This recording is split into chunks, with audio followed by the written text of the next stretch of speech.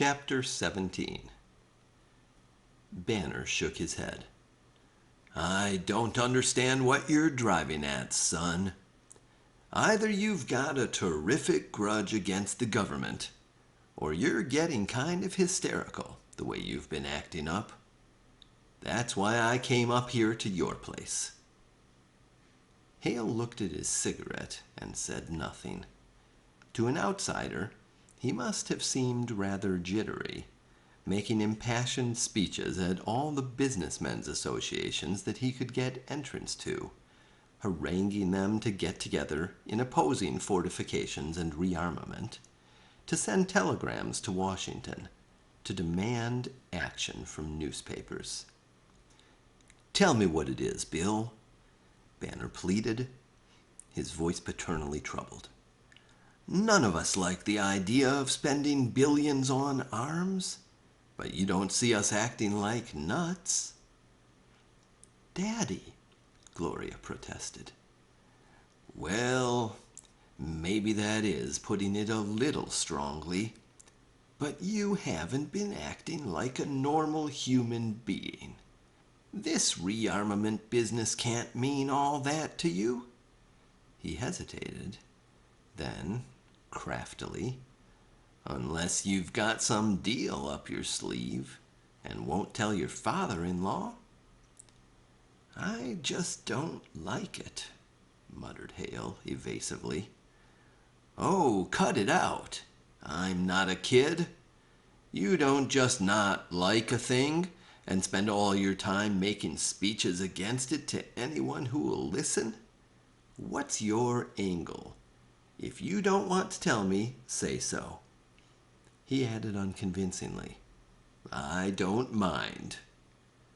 When he saw that no explanation was coming, Banner turned to Gloria.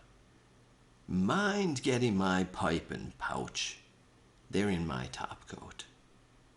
Hale and Gloria both started and went pale. She glanced appealingly at him as she half rose uncertainly out of her chair. "I'll go with you, Gloria," Hale cried, unconsciously loud. "I left something in my coat pocket, too." The color came back to her face. They left the room together. The longer they were married, it seemed to Hale, the more confining the spell became. Neither spoke until they returned. Banner complained, "I don't know what's got into you, Bill. Gloria could have brought whatever you left in your coat. Don't you two see enough of each other all day?" Gloria collapsed into a chair, and Hale clenched his jaws to keep from shouting. Hale lay awake, staring at the shaded bulb and hating himself. The faint light didn't disturb him. On the contrary, it gave him a sense of security. Had either of them awakened and found it too dark to see the other, there would have been a small panic until the light could be clicked on. If he could only make a break, run away, kill himself or her, anything.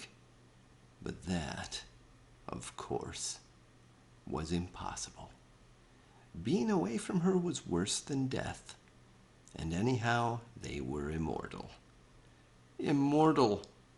Lord, no, he prayed. Let it not be that. Not living in hopeless, dismal proximity forever and ever, until the end of time. His cruelty to her was cowardice. He lacked the courage to assume responsibility for his own incompetence. From then on, he swore, he would be gentle and considerate with her, to ease the suffering he had caused her. But he knew he wouldn't, because he couldn't.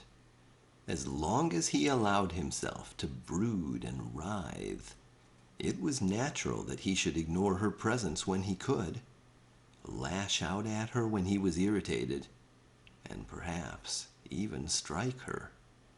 He would torture himself by tormenting her. but he would make her suffer more, so that he would feel better by contrast.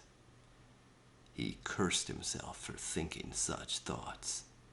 But when he crushed that obsession back into his subconsciousness, another rose to torment him. What was the point in being Lucifer's partner if he couldn't learn to use his power? He was faced with a problem that, he knew, Johnson considered pitifully simple: oppose Pacific Island fortification. Yeah? How? Go ahead and oppose. He had tried as hard as he could and was getting nowhere because he didn't know how to use Johnson's methods of moving the right pawn and waiting with perfect and justified confidence for the results. Of course, he could buy up all the newspapers in the country. That ought to work. But there was Johnson's fat face grinning sardonically at him. I wouldn't have to spend a cent, he taunted. I'd just make a telephone call. See? Not even 2 calls. Damn you! Hale's mind screamed. I'm not licked yet, you soft white devil. I'll find a way. Yeah? Johnson smirked. How? I'll make a telephone call. 1 telephone call. But to whom? Hale didn't know. He had proved himself a failure. He couldn't make a simple telephone call.